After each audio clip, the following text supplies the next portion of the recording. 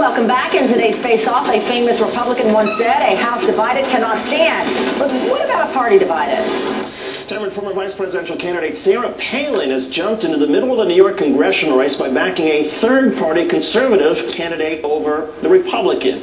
Doug Hoffman is the conservative candidate, and Didi Scosafava is the Republican, but her support of same-sex marriage and abortion rights have put Palin at odds with Republican leaders like former House Speaker Newt Gingrich. Palin once again took to her Facebook page to make her point, quote, "Ronald Reagan knew that the doctrine of blurring the lines between parties was not an appropriate way to win elections.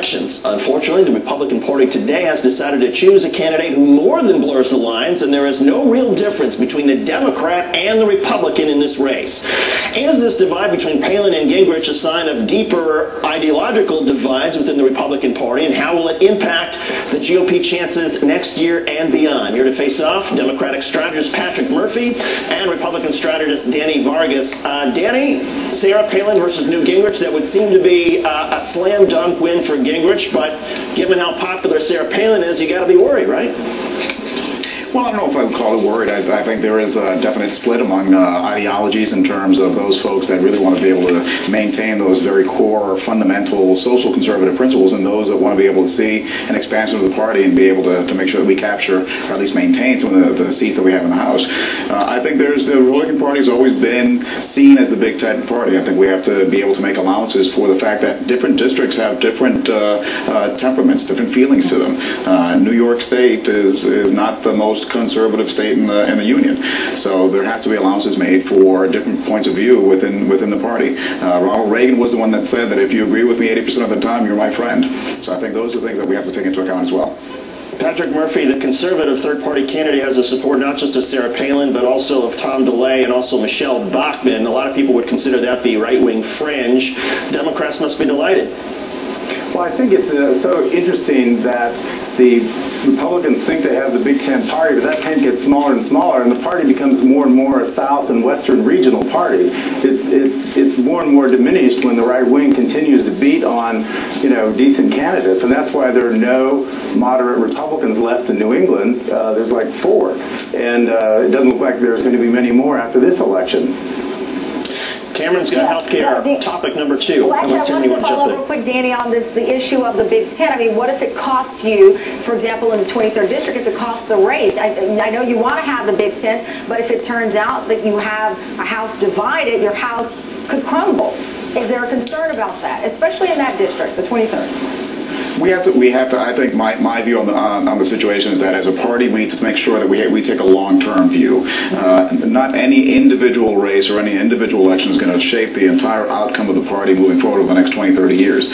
I think we need to be able to make sure that as we move forward, we identify those core values and principles that we're going to stick by. And I think we, as our candidates, stick by those basic values and principles, we'll do well. So, Patrick, as David said, let's switch to healthcare. We've been talking today.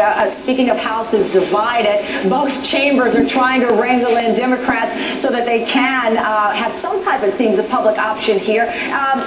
Democrats, are they their own worst enemy at this point? I mean, we now hear from Olympia Snowe that she probably won't be as solid as some suspected. Well, I think it's sort of heading the direction where a lot of us thought it would, which is that Senator Reid, who is a very good vote counter, he learned with Tom Daschle and many years in the Senate on how to count those votes and how to wrangle those Democrats. And I think you're going to see a Democratic bill come out.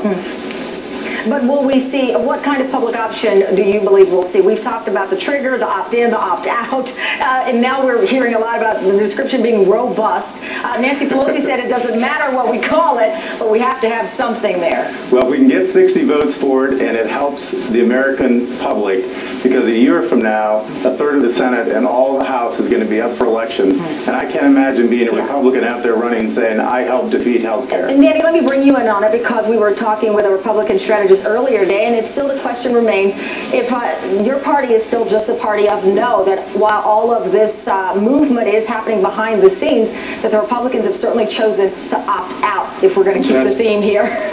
That's absolutely not true. I think that, the Republicans have put forward nothing less than 25 of their own proposals in the House of Representatives. They're out there every day trying to make sure that we can identify ways to be able to reform the healthcare system that does need reforms, but we can do it without overturning the best healthcare system in the world. The American public really doesn't want to see a government takeover of the healthcare system in the United States. Is there any version of the public option out there, and again, I hate to run down the list, but I believe there are 4. Is there any version of the public option that you think Republicans, even the more moderate Republicans, might support?